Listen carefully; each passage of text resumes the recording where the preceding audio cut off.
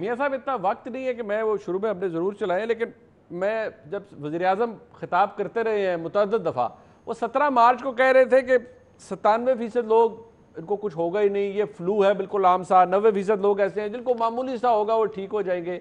उसके बाद जब आप जून में आकर ये कहते हैं, वज़ीर-ए-आज़म कहते हैं यार लोगों ने परवाह ही नहीं की, लोग सीरियसली नहीं ले रहे। जब मुल्क का वज़ीर-ए-आज़म कह रहा है कि 97% लोगों को तो ये बस हल्का सा फ्लू होगा ठीक हो जाएगा और 90% लोगों को तो बिल्कुल थोड़ा सा होगा ठीक हो जाएगा, लोगों ने क्या सीरियस लेना है मियाँ साहब?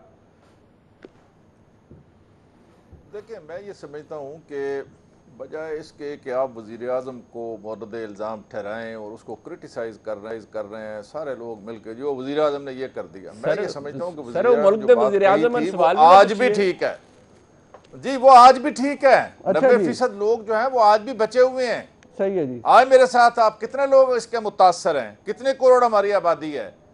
आप हर चीज़ के अंदर कीड़े निकालने की बजाय मैं ये समझता हूँ कि वज़ीर आज़म ने जो ये फैसला किया था ये सूबों को ऑन बोर्ड लेके करते रहे हैं। अब सिंध हुकूमत, पंजाब हुकूमत, बाकी की सारी हुकूमतें भी वहाँ नेशनल लेवल के ऊपर बैठकर इसके ऊपर पैरों बात भी होती रही और उसके बाद इसके मुताबिक फ़ैसले होते रहे।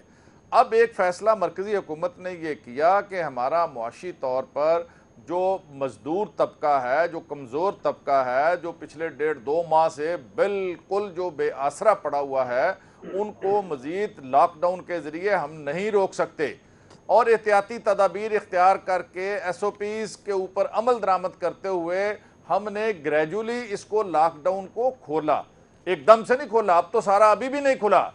इस दौरान ईद की छुट्टियां आई, ईद की छुट्टियों में सुप्रीम कोर्ट ऑफ पाकिस्तान का डिसीजन पूरी कौम के सामने है, जिसके बाद ये यहाँ पर बड़ी तेजी के साथ ईद के ऊपर खरीदारी हुई। जैसे मैंने पहले भी कहा था जी कि वहां पर जो बच्चे, खवातीन जो लाखों की तादाद में उमड़ आए, जो पिछले 1.5-2 माह से बाजारों में नहीं गए थे और वहां पर SOPs का उस तरह से ख्याल नहीं रखा गया, जिसकी वजह से इसका फैलाव हुआ।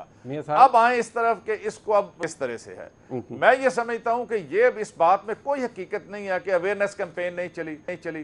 पाकिस्तान की तारीख में, मैं 40 साल से एक सियासी वर्कर हूं, पिछले 3 महीने से जितनी बात इस कोरोना के ऊपर हुई है, वो फेडरल गवर्नमेंट हो, वो प्रोविंशियल हुकूमतें हो, वो मीडिया हो, वो वॉलंटियर्स हो, वो डॉक्टर्स हो, वो एक्सपर्ट्स हो, अवाम हो, हर तरफ ये कोरोना की बात जो है ना वो हुई है। एहतियाती तदाबीर की बात भी हुई है और अवेयरनेस कैंपेनें भी चली हैं और अब तक चल रही हैं। अच्छा, इशू आया इस पे। साहब एक सवाल सर सुन लो, एक सर सवाल सुन लो। तुसी फरमाया ना, आपने भी फरमाया कि वज़ीर-ए-आज़म के ऊपर तनकीद खामखा हो रही है।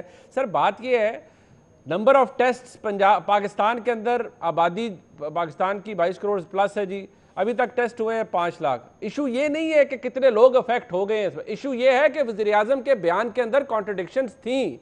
इशू ये है जो कि रिकॉर्ड का हिस्सा है। तो सर सवाल तो पूछे जाएंगे, सवाल आपसे भी पूछा जाएगा, हुकूमत से भी पूछा जाएगा, हर एक से पूछा जाएगा, क्योंकि वज़ीर-ए-आज़म की तरफ ही लोगों ने देखना है ना जी। तो इसमें अगर कोई सवाल पूछ रहा है या अपोजिशन सवाल पूछ रही है कि वज़ीर-ए-आज़म के बयान में तजाद क्यों है, पहले वो कह रहे थे कि ये सीरियस नहीं है, फिर वो कह रहे हैं कि लोग सीरियस नहीं ले रहे, तो इस पर सवाल तो बनता है सर। नहीं, सवाल बनता है, जवाब भी मैंने दे दिया कि वज़ीर-ए-आज़म ने जो बात कही थी वो बिल्कुल गलत नहीं है। 90% लोग तो अब भी बचे हुए हैं। वज़ीर-ए-आज़म ने जो बात की थी कि इस पर लोग एहतियात करें, ये अजीब मंतक है कि लोग क्यों जनाब इस पर कुछ करें। भाई लोगों ने ही अपनी जानों को बचाना है, हुकूमत हर बंदे की जान नहीं बचा सकती। हमें एक हकीकत पसंदाना पॉलिसी जो है वो अडॉप्ट करनी चाहिए, आंखें बंद करने की बजाय एक रियलिस्टिक अप्रोच और जो हकीकतें हैं ऑन ग्राउंड, ठीक है जी, वो लोगों को बतानी चाहिए। और वो अगर बताए बगैर हम ख्वाबों में बसते रहेंगे। दूसरी बात यह है, अभी अतात तारड़ साहब के अरशदात आलिया में पूरे नहीं सुन सका कि वो इस तरह बरस रहे थे। बदकिस्मती से पिछले 25 साल तक यहाँ इस मुल्क के ऊपर हुकूमत करने वाली ये दोनों पार्टियां जो हैं, इन्होंने जो तबाहाली की है इस मुल्क के हेल्थ सिस्टम के साथ, जो कुछ किया है, वो यहाँ क्या रखा है, यहाँ के हिस्सों में, यहाँ इंफ्रास्ट्रक्चर के ऊपर, ऑरेंज ट्रेनों के ऊपर, मेट्रोज के ऊपर, फ्लाईओवर्स के ऊपर ट्रिलियंस ऑफ रुपीस खर्च किए गए हैं। कितने अस्पताल बने हैं इस शहर लाहौर के अंदर, पंजाब के अंदर, मुझे ये जरा जवाब दें ना। ये मुसलसल हुक्मरान रहे हैं, तो ये तबाहाली जो है ना, ये सेहत का शोबा जो है टोटल इग्नोर रहा है। ठीक है। अब ये रातों रात कहते हैं कि टेस्टों की कैपेसिटी भी हो जाए अस्पतालों में, हर ठीक है बंदे मियां को साहब, entertain मैं भी जवाब, करने। सर मैं जवाब ले लूं। आपने पॉइंट रेज किया, मैं जवाब, तारड़ साहब रिस्पॉन्ड कर दे। मियां साहब ने आपके जो इरशादात थे उस पर एतराज किया है, जी, बहुत कैंपेन वाली शुक्रिया। बात और बाकी बातों। मेरे बड़े हैं मियाँ साहब, मैं मेरे लिए बहुत काबिल एहतराम है। तो 50 से 55 अस्पताल हैं लाहौर के अंदर। मैं आपको नया शदरा का अस्पताल गिनाऊं, मैं मनावा का अस्पताल गिनाऊं, मैं सब्जादार का अस्पताल गिनाऊं, मैं वो PKLI गिनाऊं आपको, जहां पे जगह फुल हो चुकी हुई है, सिफारिशें आ रही हैं दाखिले के लिए। आपको भी पता है, मुझे भी पता है, एक बेड भी वेकेंट नहीं है। State of the art Pakistan का बेस्ट हॉस्पिटल है। मैं आपको मुजफ्फरगढ़ लेके जाऊं, तैयब बर्दगान अस्पताल गिनाऊं, मैं आपको डेरा गाजी खान मेडिकल यूनिवर्सिटी के साथ जो नई अपग्रेडेशन हुई वो गिनाऊं, मैं कौन कौन से अस्पताल गिनाऊं, और मैं आपको कौन कौन सी PCR लैब्स गिनाऊं जहां पे 80% जो टेस्ट आपके हो रहे हैं पंजाब में। मैं दावे से कहता हूं 80% टेस्ट जो पंजाब में हो रहे हैं वो तमाम उन लैब्स में हो रहे हैं जो मियां शहबाज शरीफ साहब ने बुलाई थी। Forensic lab, state of the art forensic lab, उसको भी इस्तेमाल किया जा रहा है टेस्ट करवाने के लिए। आप गिनवा लें एग्जैक्ट नंबर ऑफ टेस्ट जो मियां शहबाज शरीफ साहब की कायम करदा लैब्स में हो रहे हैं। आप लोगों ने तो इस मुल्क में हेल्थ रिफॉर्म लेके आने थे पिछले 2 साल में। कौन सा अस्पताल बना है KPK में जो अस्पताल बने भी थे उनका भी बेड़ा गर्क कर दिया हमने। रावलपिंडी इंस्टीट्यूट ऑफ कार्डियोलॉजी बनाया, KPK में कोई कार्डियोलॉजी नहीं है। KPK के लोग रावलपिंडी आते हैं। हमने यूरोलॉजी इंस्टीट्यूट बनाया, हमने फैसलाबाद में चिल्ड्रन हॉस्पिटल बनाया। तमाम तरह isolation centre state of the art Muslim League Noon के कायम करदा अस्पतालों में हो रहे हैं। ये डिनाई कर दें कि शदारा में नहीं बना, ये डिनाई कर दे मनावा में नहीं बना, मैं बताता हूं सब्जादार में नहीं बना, ये डिनाई कर दे PKLI नहीं बना। ये इनकी बिल्कुल ना इनको पता है हेल्थ सिस्टम का। और जो हम छोड़ के गए थे उसको भी तबाह कर दिया। मेयो अस्पताल में सर्जिकल टावर किसने कंप्लीट किया? और इस वक्त जो हालात हैं अस्पतालों में जगह खत्म हो चुकी है। प्रिवेंटिव साइड पे इनकी जिम्मेदारी थी। वियतनाम की बात करें, मुझे जवाब ले लेना जरा। मैं आपसे कर रहा हूं कि ये बड़ा लंबा जवाब आपका आ गया ना। ये जो आपने बातें पूछी हैं उसका जवाब आपने बात कर ली, मुझे मुकम्मल करने दें, मुझे मुकम्मल करने दें। लोग दर बदर की ठोकरें खा रहे हैं। मैं पिछले 4 दिन से कोशिश कर रहा हूं कि जिन लोगों की सैचुरेशन लो है उन लोगों को अस्पतालों में जगह मिल जाए। लाहौर के अस्पतालों में जगह खत्म हो चुकी हुई है। PKLI में कोई जगह नहीं है।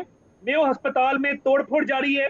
जो लोग बेचारे जिनको केटर नहीं किया जा रहा, इनका सिस्टम बैठ इसलिए गया है क्योंकि इनकी पुअर मैनेजमेंट है।